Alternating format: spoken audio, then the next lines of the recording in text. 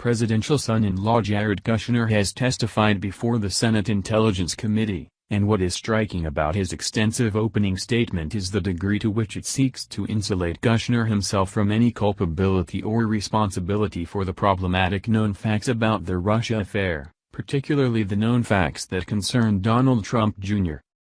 Kushner's statement takes exceptional care to separate him, with scalpel-like precision, from the now notorious meeting that Trump Jr. arranged with a Russian lawyer, a meeting that Trump Jr. had been informed would furnish the Trump campaign with information about Hillary Clinton supplied by the Russian government. Here is what Kushner's statement says about the meeting. In June 2016, my brother-in-law, Donald Trump Jr. asked if I was free to stop by a meeting on June 9 at 3 p.m. The campaign was headquartered in the same building as his office in Trump Tower, and it was common for each of us to swing by the other's meetings when requested. He eventually sent me his own email changing the time of the meeting to 4 p.m. That email was on top of a long back and forth that I did not read at the time. As I did with most emails when I was working remotely, I quickly reviewed on my iPhone the relevant message that the meeting would occur at 4 p.m. at his office. Documents confirm my memory that this was calendared as meeting, Don Jr., Jared Kushner. No one else was mentioned. I arrived at the meeting a little late. When I got there, the person who has since been identified as a Russian attorney was talking about the issue of a ban on U.S. adoptions of Russian children.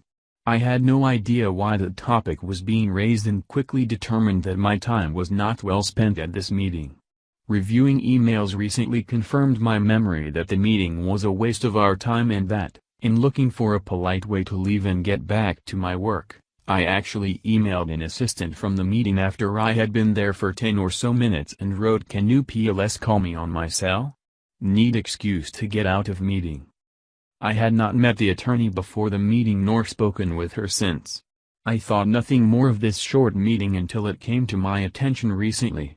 I did not read or recall this email exchange before it was shown to me by my lawyers when reviewing documents for submission to the committees. No part of the meeting I attended included anything about the campaign. There was no follow-up to the meeting that I am aware of. I do not recall how many people were there, or their names, and I have no knowledge of any documents being offered or accepted. Finally, after seeing the email, I disclosed this meeting prior to it being reported in the press on a supplement to my security clearance form, even if that was not required as meeting the definitions of the form. It's not entirely clear that the long back and forth that Kushner claims he did not read at the time is the email chain that Trump Jr. released, under duress, which demonstrated that the meeting was taken with the express purpose of getting information advertised as coming from the Russian government. But it seems clear that this is what he is referring to. Note that Kushner does not say one way or the other whether he had been sent this email chain before. What we do know, however, is that Kushner says he never read it.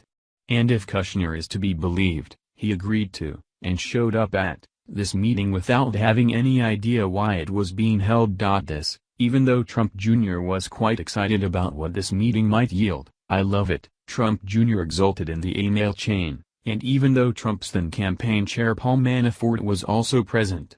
This was a meeting attended by Trump's top brain trust, on the expectation that it would yield greatly damaging information about Trump's opponent, just as the campaign was shifting into general election mode, but Kushner was unaware of its purpose. Also note the exceptional care that went into Kushner's characterization of the meeting. He claims he arrived just late enough to miss the incriminating part of the meeting. Trump Jr. admitted in his second statement that the Russian lawyer brought up the campaign, after an initial statement claiming the meeting was just about Russian adoptions.